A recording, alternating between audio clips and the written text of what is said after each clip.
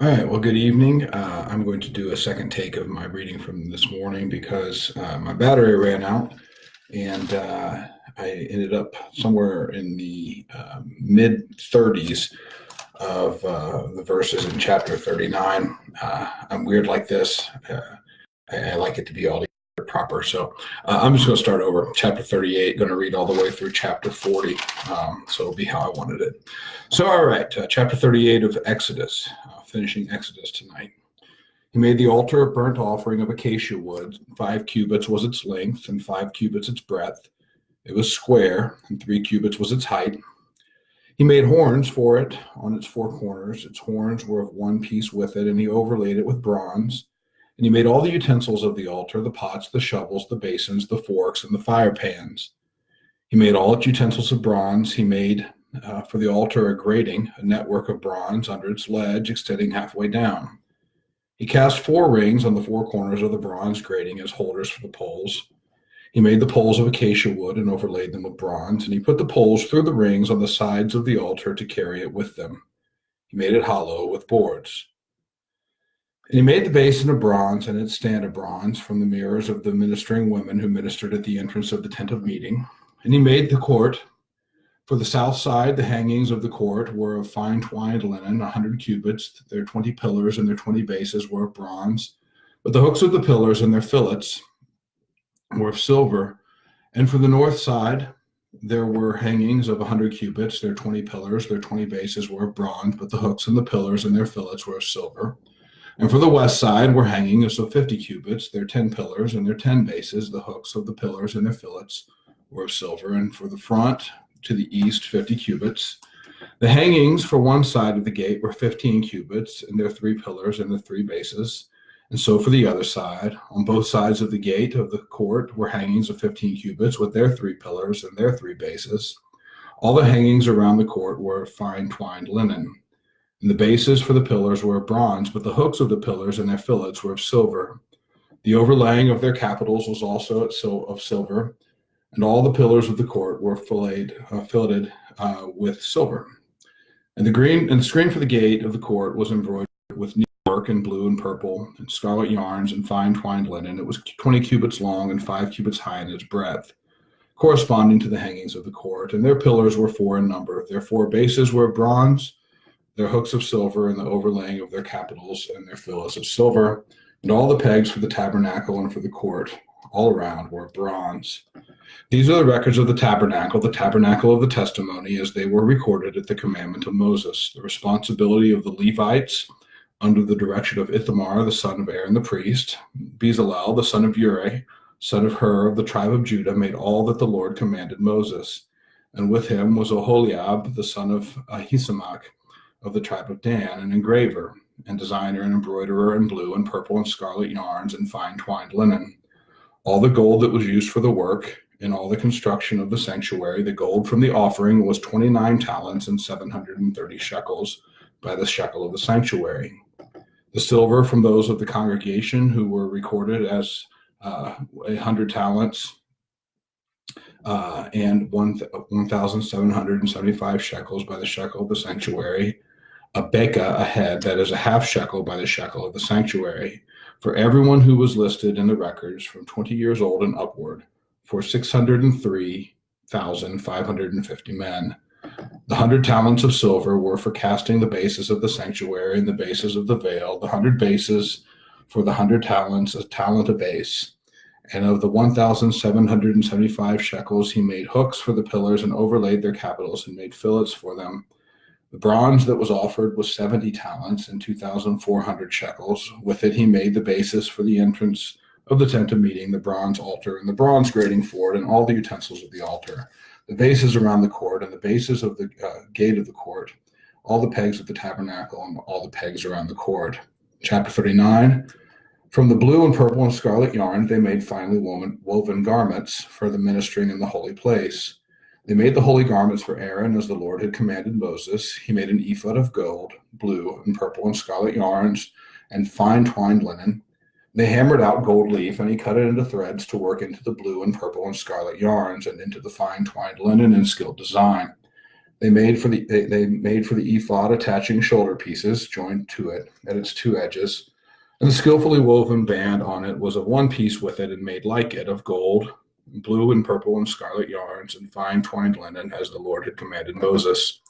They made the onyx stones, enclosed in settings of gold filigree and engraved like the engravings of a signet, according to the names of the sons of Israel. And he set them on the shoulder pieces of the ephod to be stones of remembrance for the sons of Israel, as the Lord had commanded Moses. He made the breastpiece in skilled work, the style of the ephod of gold, blue and purple and scarlet yarns and fine twined linen. It was square.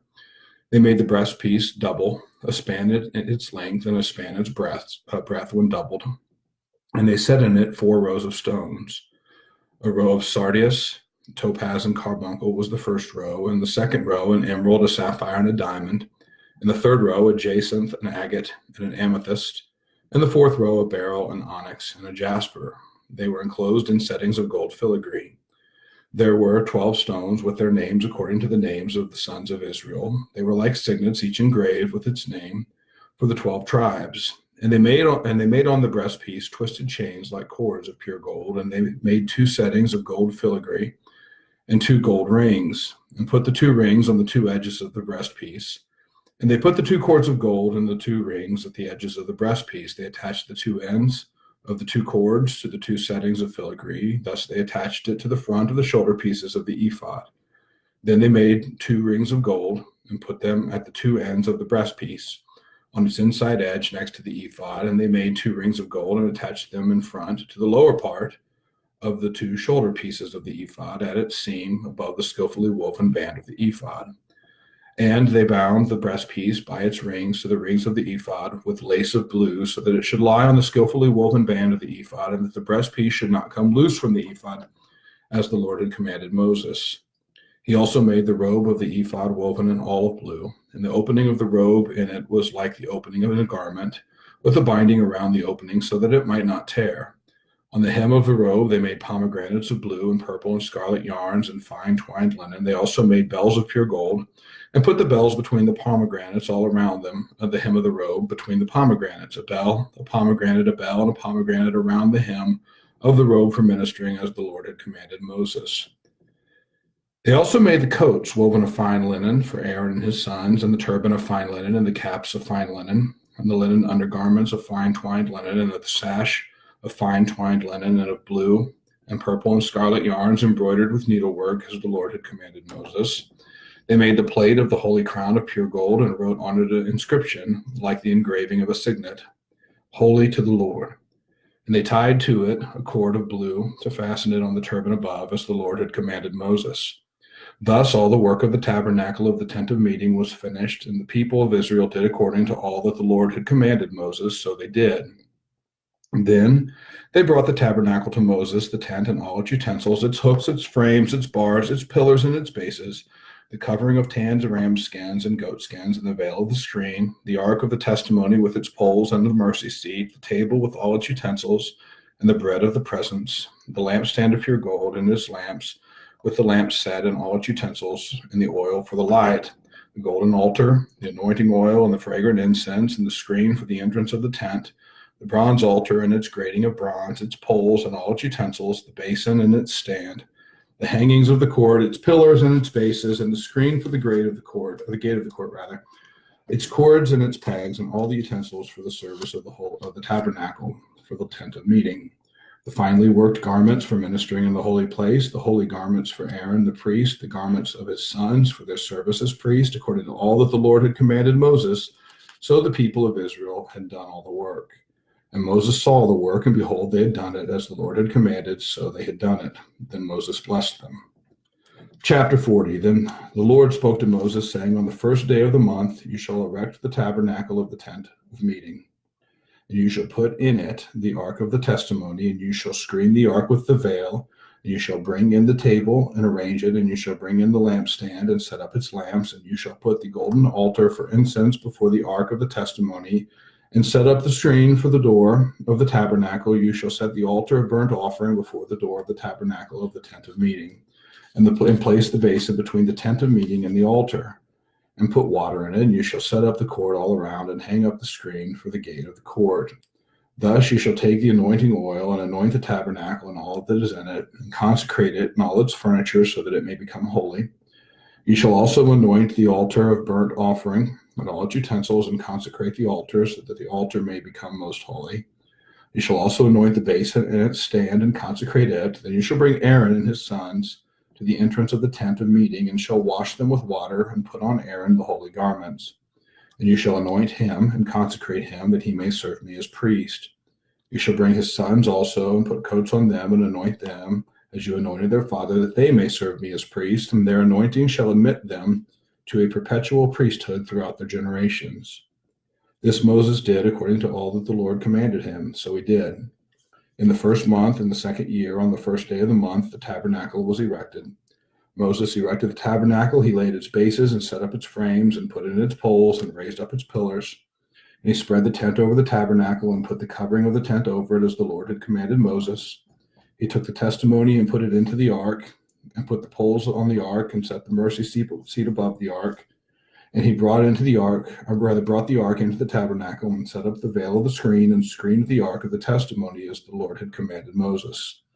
He put the table in the tent of meeting on the north side of the tabernacle outside the veil, and arranged the bread on it before the Lord as the Lord had commanded Moses. He put the lampstand in the tent of meeting opposite the table on the south side of the tabernacle, and set up the lamps before the Lord as the Lord had commanded Moses.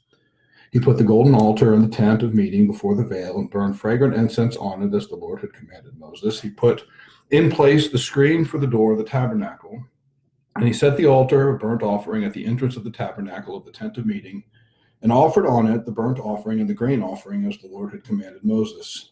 He set the basin between the tent of meeting and the altar, and put water in it for washing, with which Moses and Aaron and his sons washed their hands and their feet. When they went into the tent of meeting, and when they approached the altar, they washed as the Lord commanded Moses.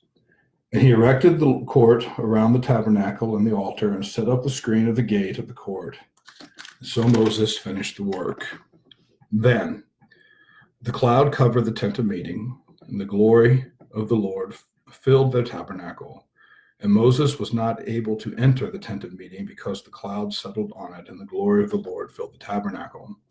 Throughout all their journeys, whenever the cloud was taken up from over the tabernacle, the people of Israel would set out. But if the cloud was not taken up, then they did not set out till the day that it was taken up. For the cloud of the Lord was on the tabernacle by day, and fire was in it by night, in the sight of all the house of Israel throughout all their journeys. All right. So God decrees that he will have it such that his people need to learn to sit still and stay when he is manifest among them, and to keep an eye on what it is that he's doing. And so it is that he manifests himself in a way that they can all see. And he has told them that he would be with them. He would be their God. They would be his people. And so, all right, we're going to pick up tomorrow morning in Leviticus chapter 1. We're starting to get to the point in the Bible where we start getting into a number of the laws. This is a place where people tend to fall off. So we're not going to do that. If you have questions, if you have thoughts, obviously this is not the type of thing where I can do an extensive Bible study of everything that we do as we go through, but I'm more than happy if someone shoots me a question to comment on it. I would recommend a good book. There's a couple of them that you can get. One of my favorites, Popular Survey of the Old Testament by Norman Geisler. You can find an Old Testament survey text of all kinds of varieties. We've got a number of them in my office that I could recommend to people. But something to kind of help you through and take you out of the text a little bit and kind of give you that 30,000-foot overview. It really does. I promise you, by the end of the book, all of this will make sense. At least when you step back and start reflecting on what it is we're reading. Right now, it seems like, well, why all the detail? Why all the focus? Every detail that we see in the Old Testament has some level of significance that manifests the new, because it's all pointing to a greater manifestation of what is present here. And so stick with it. We'll start with Leviticus. Then we'll get to Numbers. It's really exciting. There's really actually some really cool stuff in Numbers. A lot of it, remember, The first 5 books of the Bible are the Pentateuch, very foundational in the Hebrew religion, foundational in Christian religion. And then we're going to have some books of history. That record the Judges, record the Kings, Chronicles. They're not necessarily chronological. As we read these things, we're going to read some things in Chronicles. We're going to read some things in Kings. We're going to read some things elsewhere and say, hey, well, didn't we already cover that? But there are different books written for different purposes, not necessarily the same authors, not necessarily the same audiences all the time. And so, but they all fit together, a coherent whole. We have 66 books, one Bible, 39 books of the Old Testament, 27 books of the New Testament, a number of different authors spread out over thousands of years of writing. And yet we have a consistent theme and a consistent message that pours off of each one, each page progressively. And so I enjoy it. I hope you guys will enjoy it too. We'll get into the prophets. We'll get into some poetry. Job is poetry. Song of Solomon is poetry. The book of Psalms is poetry. There's some wisdom literature in there, Ecclesiastes and Proverbs. The prophets are always interesting to me. And then we'll get into the New Testament. We'll have the Gospels. We'll have some history in the book of Acts. We'll have some epistles and some letters, and then we'll tie it all up with some eschatological work. And so we have the book of the Revelation ended up. So over the next 11 months, we're almost 1 month down. We got a lot of work to do, and I hope you guys can watch each morning and hopefully learn something. Thanks.